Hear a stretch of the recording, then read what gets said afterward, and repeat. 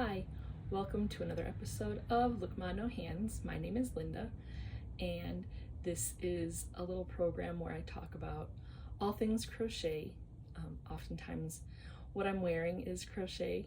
I talk about a lot of my other hobbies like painting, reading, watching TV, and sometimes I'll talk about things that are happening in my personal life, I guess you could say personal life, and then I also will occasionally do a segment that I call Fancy Footwork, where I show how I've adapted daily life skills to be able to do them with my feet. So this week I'm wearing the Electric Sun Tee by Evelyn and Peter. It's a pattern that I liked so much when I first tried it that I made 3 of them. So this one is stitched in a yarn that's a bamboo blend, so a little bit lighter for summer. I have one that's a wool blend and one that's a cotton acrylic blend. So hitting all the fiber content in the 3 different versions of this top that I've made. So yeah, that's what I'm wearing.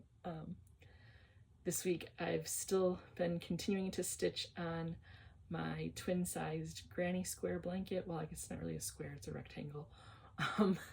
But stitching on that, getting pretty close to being finished.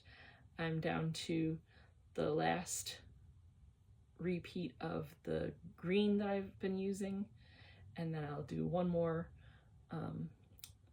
repeat of the white color, and again just been using scraps of this and that, trying to use up just little odd bits of yarn that are around. So the last few go-arounds with the colors, I've been using skeins of yarn that I have just one left of that color. So the white is more of an off-white, not a pure white. So it's not a perfect coordination towards the end, but it's good enough to just be a nice little cover for a twin-size bed, which I'll probably be using it on what used to be the day bed in my studio / extra bedroom, whatever you want to call it. Yeah, so that's what I've been stitching on. I'm excited to be getting to the end of it. It's looking really cool. I spread it out on the bed yesterday just to see like how much stitching do I really have left to do, and it's adequate, but I want it to be, you know, an ample size, enough that when you crawl into the covers there's good coverage. So taking a little more time and finishing off those last skeins. Also, the whole purpose of it is to try and not have odd bits left over anymore. So this project definitely like took care of all the pink and green and odd bits of white, and then that one skein of the fuzzy fluffy yarn that I was like, what am I ever gonna do with this? It ended up being kind of almost like towards the center of the blanket. I just knew that I wasn't gonna have enough to make a whole round all the way around the edge. So I started it at one point, maybe like 10 rounds in, and yeah, it turned out real nice the way that was like almost dead center. It was just enough. I think it ended up being about 2.5 to 3 rounds. So it was a good place to put that strange and fluffy skein that really wasn't going to be a possibility in any other project than this one.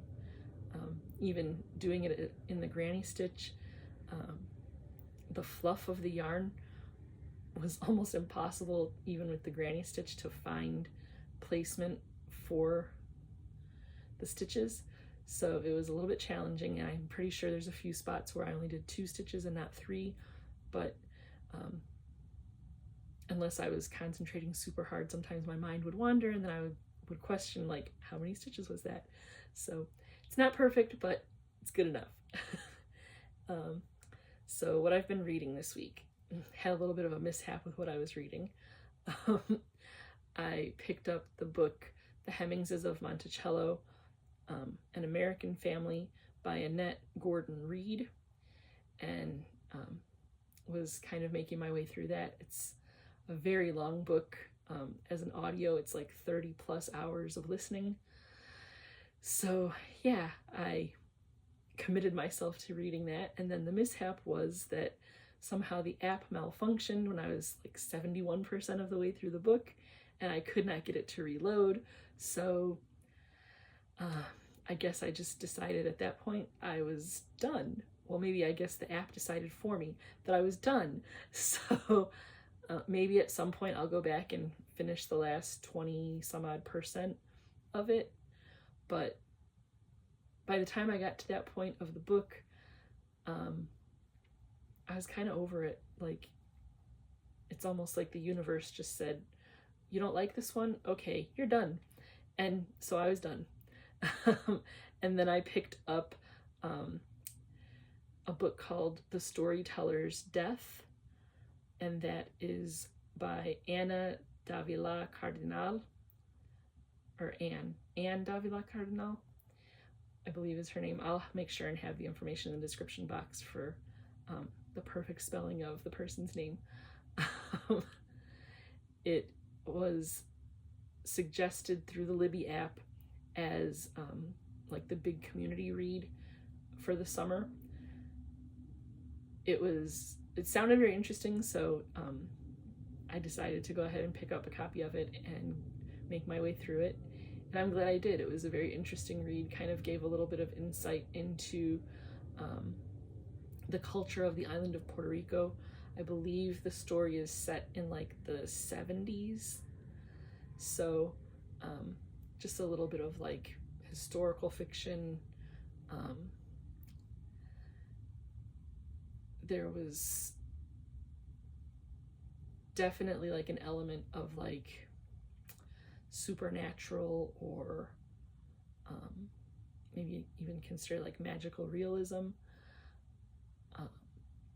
The concept is the young character Isla is a U.S. citizen born in New Jersey, and her family is from Puerto Rico.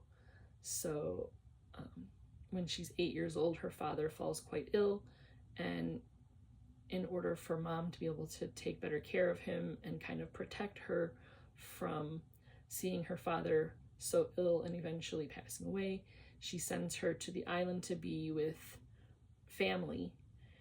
And in the beginning of the story,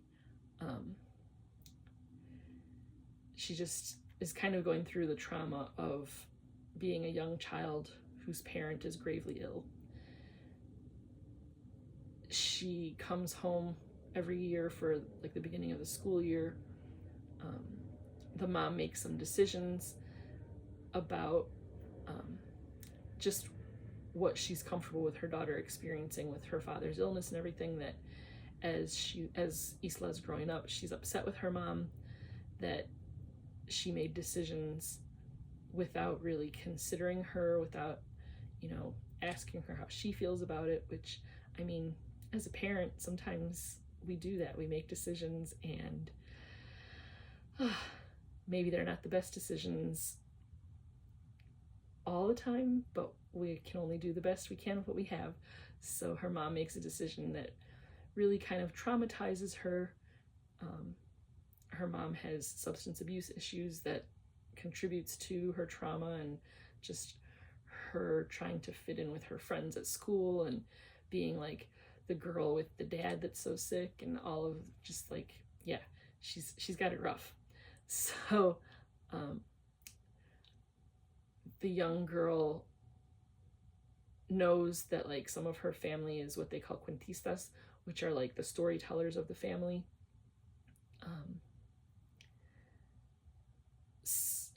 Her grandmother tells stories, and every once in a while she will modify the stories depending on who the audience is. So like when she's speaking with the children, she'll kind of edit the story, the family stories, so that they're less scary, less traumatizing. And with this story, like the concept of like family secrets and stuff really becomes an issue with Isla and how she processes everything. And when her great aunt passes away, she starts experiencing visions, I guess you could say, of some of the stories that her grandmother had told, but the visions that she has are the unedited versions of her grandmother's stories, and she's kind of taken aback by what she's experiencing. And a person might be able to interpret it as maybe she overheard the story told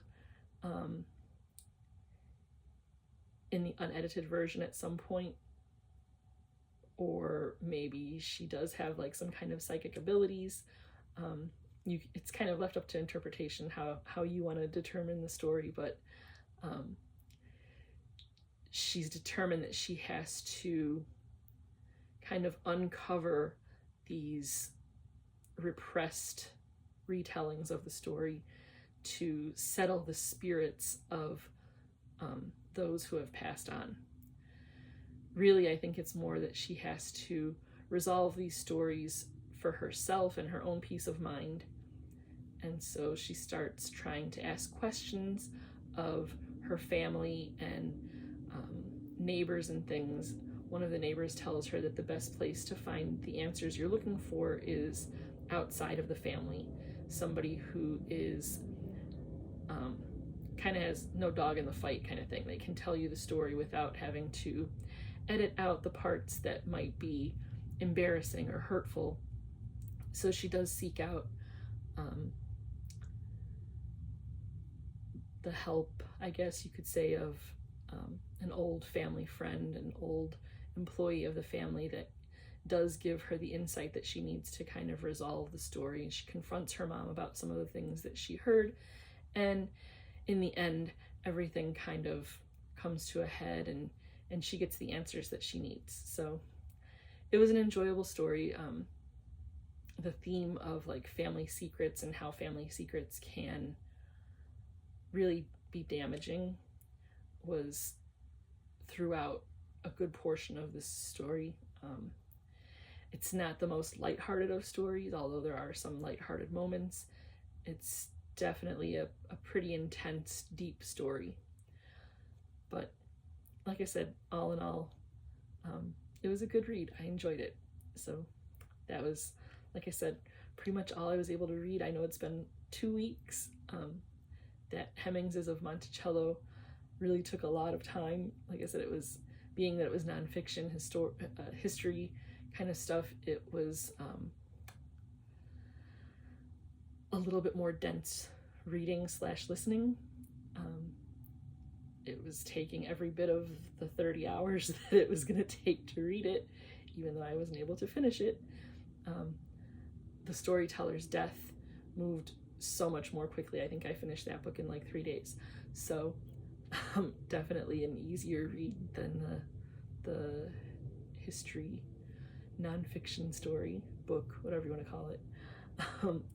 So watching this week, well, the last 2 weeks, has been a little bit light, just because one of the reasons that I did not have a video last week was that we spent a good portion of last weekend spending time with Tim in the performance that he did of a story that he wrote with an organization called Tellin' Tales. So he was very busy wrapping up his storytelling endeavor. So our TV watching was a little bit light the last 2 weeks. So we obviously watched every day our afternoon watch of General Hospital, which he's still grappling with the fact that he's been sucked into General Hospital and he likes it. So yeah, that's something we've been enjoying. And then Bachelor in Paradise, this past week, they introduced the Goldens on Bachelor in Paradise, which Pretty much things transpired as I envisioned them to be happening. I really enjoy all of the Goldens on Bachelor Nation. They bring like a new life to the series. It's just enjoyable to see like people that they've lived life, and they know relationships, and they know how like things, you know, kind of ebb and flow.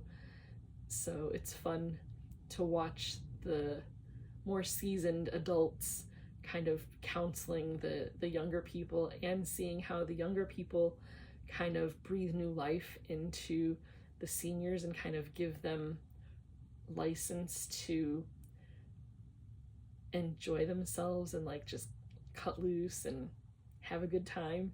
So yeah, it's just been my own little guilty pleasure. I am sure there are some people that are like, you watch that? I do. I watch it and I like it. So yeah, that's just one of the things we've been watching. And then of course our evening watch of Who's the Boss, kind of like our own version of a bedtime story. Looking back on like the fashions of the 80s, and the way they styled Alyssa Milano, and just those are the kind of conversations we have about the show, just not even necessarily like the plot or anything like that, but we'll be like, what is she wearing, or what are they wearing, or just different things. And yeah, it's fun for us to watch that. We also took some time to watch on the History Channel the Jim Thorpe story, being that Tim is like super into sports and things like that. He was totally on board with watching that, even though it's like history and just could be kind of boring. It was kind of throwback to when he was very young. We used to watch History Channel when he was a baby. He'd climb in bed with me in the evening after I'd get home from work, and it was just a nice little bonding moment for us that we would watch History Channel, and then eventually he would fall asleep, which was kind of my plan all along, was like, what can I watch with him that he won't really be interested in, so that he can go to sleep, so that the grown-ups can go to sleep too. So it was History Channel. So we watched the Jim Thorpe story, and again, just really enjoyed that because of like the whole sports element, and like learning a little bit about just different sports history. It was fun. And then continuing on with like the whole documentary type stuff, we were watching different things on YouTube from Biography channel, and a PBS program that was a local program. So I'll start with the Biography channel. Thing that we watched was Abraham Lincoln, A President's Pain Behind Closed Doors. I have like this crazy fascination with all things history, so particularly Civil War history and that whole like time period of like the mid 1800s, mid to late 1800s. So just like a strange fascination with Abraham Lincoln and like everything related to him. So we watched that, and I learned a few new things about like his life, and all the tragedies that he experienced, like even, you know, leading up to his presidency and things like that. Like he had quite a tragic life, especially his life as a parent with the deaths, like multiple deaths of children. Just, yeah, it's a very sad thing to think of, like this huge figure in American history just experiencing so much loss, and then obviously his tragic assassination and things like that. But definitely an interesting watch. And then the thing that Tim watched that he was super excited about, it was a PBS special called Candy Capital, a Chicago Stories documentary. From a very young age, Tim has just been completely obsessed with all things sweets. I blame that on my husband. He, from the time Tim was quite small, was feeding him chocolates. And I remember one of the first times that he let him have chocolate, he was probably not even a year old. He's like, oh, look, he likes it. And I'm like, well, duh, like, who doesn't like chocolate? But since then, Tim has had quite the fascination with all things sweet. His favorite is M&M peanuts. So yeah, we watched this, and of course, you know, being that M&Ms are made in Chicago, Tim has always been very excited about that fact. As a matter of fact, the M&M Mars factory is right around the corner from Shriners Hospital, Chicago. So that's one of my favorite childhood memories, is going to the hospital, and as you're driving down the street, just breathe in the smell of like the lovely chocolate. You get out of the car in the parking lot and you're like, oh, they're making chocolate today. So yeah, Tim has always had like this love, this fascination of M&M Mars, because you go past the building and it hasn't changed in ever. Like, it's just the same building year after year after year. Some of the neighborhood has changed around it, but the building of the M&M Mars factory is what it is. It's always, you know, that Spanish style. And that was something that they talked about in the documentary, was how like almost like a Willy Wonka magical kind of thing, that the family wanted the factory to kind of not look like a factory, so they designed it with intention to kind of be like this Spanish style, almost like a monastery. And that was always something that was very fascinating to me, because I would look at the building and be like, it does not look like a chocolate factory. And then always thinking like, it would be so cool to go in there and like have a tour of like, what does it look like? So watching the documentary kind of gave a little bit of a sneak peek into what it might look like on the inside. I'd still love to get in there and like really take a look around. One year when Tim was quite young, we did the trick-or-treat that they do for Halloween in front of the factory, which is basically just like you walk up to the driveway of the parking lot and employees are there giving you like giant handfuls of candy fresh out of the factory. So that was one of his favorite childhood memories, is like getting like fresh off the line chocolates. And there were even some like flavors that I'd never seen in the stores. So that was kind of a fun family moment for us. There was another like local company that was mentioned in the story that they were even talking about, you know, that the store still exists. So we looked at each other and we said, well, now we have to check and see, because we weren't sure like how old the documentary was. So we had to check to see like, is it still in existence like right now today? And it is. So at some point we plan on making our way to the store that was mentioned in the documentary. He's super excited. Like I said, he loves candy. When we've gone to a couple other big cities, we always make sure to, I guess we can say we kind of turned it into like our family tradition when we're out of town visiting different places, to hit candy stores that are either like big brand names or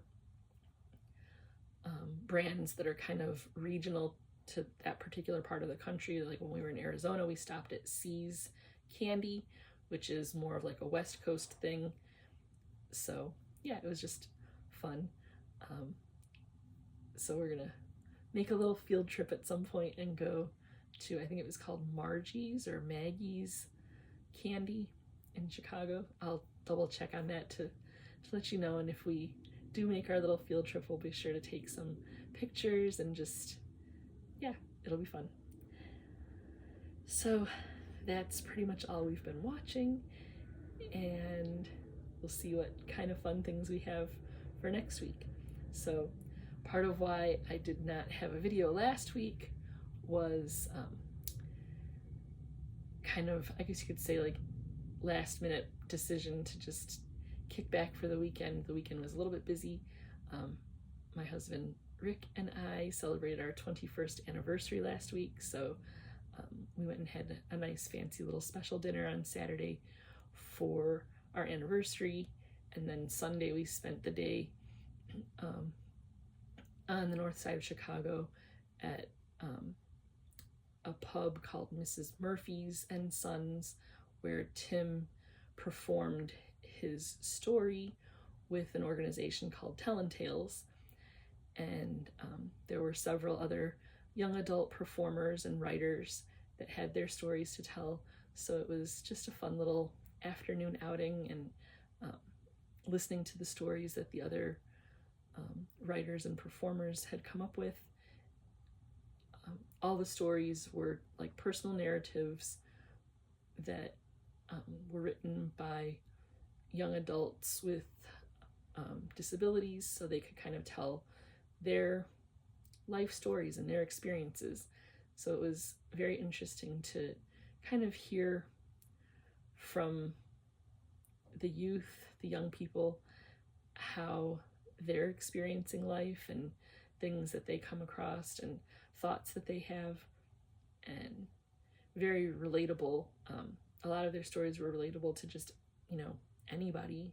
They didn't necessarily have to be only relatable to individuals with disabilities. And the stories were just very heartfelt. Some of them were quite deep, quite just kind of like life-changing things that they were talking about. Several of the stories were quite emotional, brought me to tears, partly because the storytellers are people that I know personally, so listening to their stories of their struggles and things that have really been plaguing them just really like wrenched my guts. Like the people telling the stories were people that I care quite deeply for, so hearing that they were having such a hard time was, I guess for lack of a better word, kind of like upsetting, just knowing that they're struggling. It's hard. It's hard to know that my friends are having a hard time. I always want to be like helpful to others, and just hopefully I can share with them how much their story meant, and that anytime that they need to reach out, that I'd be there for them. Hopefully they know that. So yeah, of course Tim's story being Tim, and just having a forever happy-go-lucky disposition. Though his story was one of challenge and struggle, he has a way of telling the story so that it's not as difficult as it could be to hear.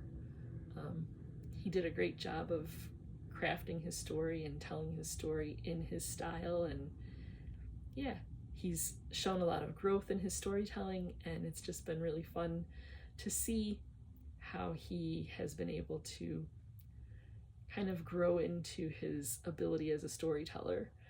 He claims all the time that he struggles with writing, and I think it's just not so much that he struggles with writing, but he struggles with like perfectionism so much so, like I do, that you kind of get in your own way. And I always try to tell him, like, the story when you're writing it doesn't necessarily have to come out like instantaneously. You can write it and then edit and rewrite and change things, and yeah. So I think he's finally coming to a point where he understands that, and he's able to get the ideas out and then know that he can go back and change it and tweak it and reread it and rewrite it and sleep on it and, do his best thinking in the shower kind of stuff. I always joke with him that, you know, my best thinking happens either when I'm swimming in the pool or when I'm taking a shower. I guess there's maybe some like magic in the water, I don't know. But yeah, he just is starting to understand that writing is a process. It's not like, you know, pop it in the microwave in 30 seconds you have a hot meal. He realizes that like it takes some time, and he's doing a good job of like giving himself that time that he needs to create those stories and kind of flesh them out. And Tellin' Tales does a great job with working with the writers in workshops, whether it be the adult writers or youth writers, to help them nail down those stories and work with language to make the stories kind of pop off the page. So he did a great job, and it was a fun little outing for the day. And then Elephant in the Room, I got my hair cut. Yeah, I was getting tired of just the thick, fluffy, what I call fur coat. So with the heat that we've been experiencing the last week or so, I said the hair has got to go. So Tim has found a hairstylist that does a great job with his hair. So I decided to go ahead and make an appointment with her for my hair, and I think she did a fabulous job. I'll pop in a picture of what it looked like right after I walked out of the salon, because it definitely doesn't look that way today, although I'm kind of digging the little like flip that's happening there, the little feathery, whatever you want to call that.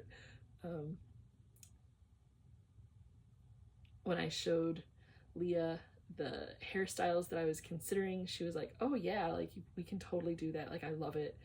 So she did the snip snip, and I love it. I like when my hair is shorter. At one point I was passionate about the long hair, and through the pandemic and what have you, I let my hair grow super long, pretty much like down to my waist, and now I'm feeling groovy with the short hair again. So yeah, got my hair cut. So we'll see what wild and crazy thing happens for next week, but I appreciate you stopping by to watch this week and being patient with the fact that I skipped a week. If you're enjoying the video and haven't yet subscribed, go ahead and hit the subscribe button. If you like what you see, go ahead and give it a thumbs up. Share with your friends, because as I always say, sharing is caring. Still working on trying to grow the channel. It's slow and steady progress, so that makes me feel like what I'm doing is worth the time. Maybe if I don't see any more growth, I'll still continue to do it because it's fun and it gives me something to pass the time with. So yeah, if you're so inclined, go ahead and subscribe. And if you're a longtime subscriber, I'm so glad that you continue to stay with me. Drop a comment down below just to say hi, or if you have a suggestion for a book that you're reading that you're enjoying or not enjoying. As you saw this week, I was not really digging the whole Hemingses of Monticello, but go ahead and drop that too, and yeah, I'll maybe check it out. There have been a few times that people have suggested books and I haven't been able to find the particular title that they suggested, but found other titles by the same author. So I go ahead and check that out just so that I can feel like I'm connecting with those of you that are out there in YouTube land watching. So yeah, we have a little bit of back and forth and sharing. And I guess YouTube has changed things up a little bit too, where they've added the possibility of viewers making posts on channel pages. So if you have a little something you want to share, go ahead and create a post on my channel page. I can't remember if it's like community tab or whatever it is, but go ahead and create a little post. Maybe you can even pop in some pictures. I'm not sure exactly how it works. I know on my end, when I create a post, I can add pictures. So anybody out there willing to explore with me on how all that works, go ahead and create your own post on my little page. And until next week, I will see you later. Have a great week.